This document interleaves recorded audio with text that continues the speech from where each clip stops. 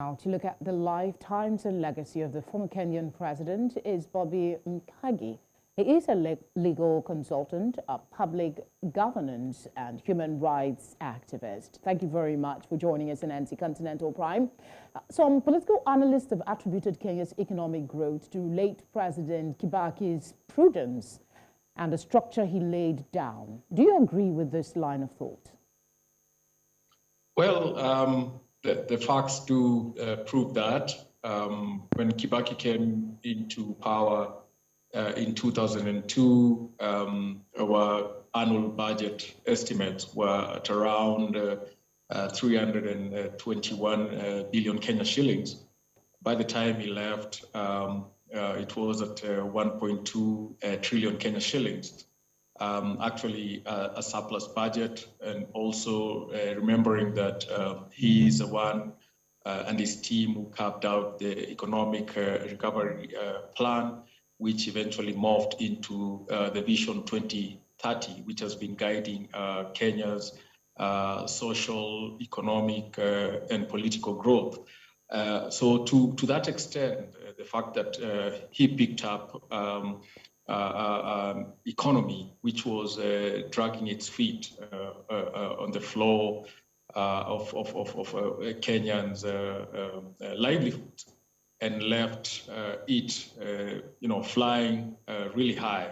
So to that extent, those who postulate that he did help revive the Kenyan economy, I think are very right in that regard.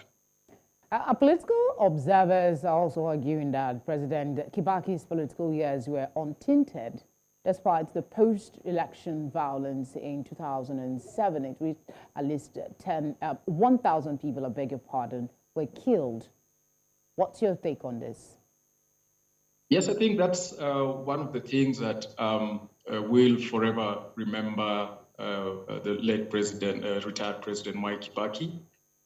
He had his good times, he had his bad times, and he had his ugly times. And I think the ugliest of it all was the post-election violence at the end of December 2007 and beginning of January 2008.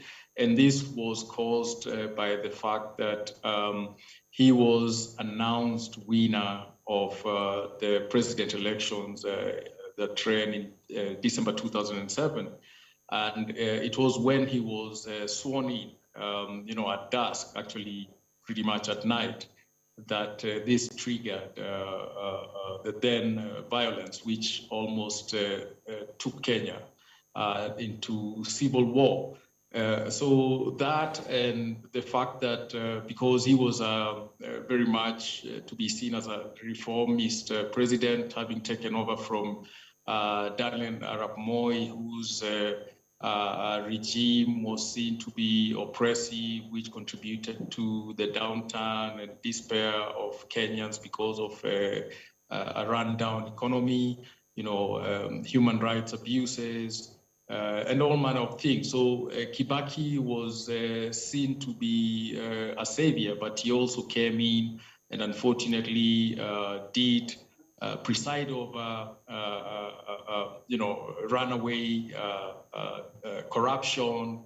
There was a big scandal known as the Anglo-leasing scandal that did occur during his tenure. So that and the post-election violence, as you mentioned, are definitely going to be remembered by Kenyans as some of the ugliest things that were not to be expected of Mwai Kibaki's tenure, because he was supposed to be a reformist president. And in addition to that, also the fact that unfortunately he did not do much to help Kenya step away or move out of our tribally based organization and mobilization of politics. And in fact, in that regard, it could be said he did help to entrench that type of politics. So those are some of the ugly things that Kenyans will remember Mwai Kibaki for, despite the very good things, social, economic, sometimes cultural plans that he did put forward, and which helped Kenya move on the right path. How would you describe the mood in the country following the announcement of his death? He was also respected as an elder statesman in the society, wasn't he? Yes, and I think very much compared to how the current regime is running and how things are, and I think that's how many Kenyans will want to remember Mwai Kibaki. In fact, they have been comparing how things were when he was president and how things are currently.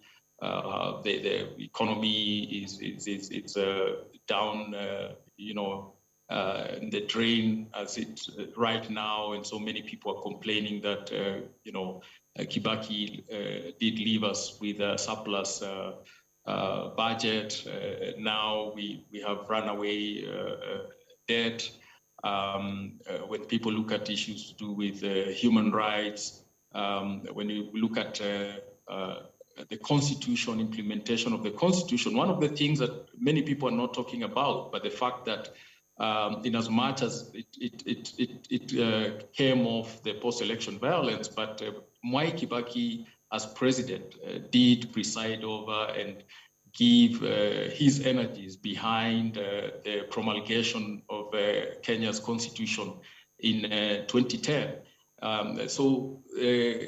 Considering that the implementation of the same has not been to the levels that Kenyans expected, so they are remembering, Mwai Kibaki fondly, and as I said, pretty much because when they compare things right now and how they were when he was president, and also during the former regime, and especially the one he replaced, late retired President Daniel Arap Moi, then he does stand out as Kenya's up to now exceptional president.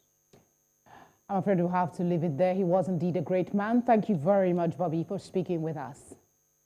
Thank you for having me. The authorities in Sudan have released 25 people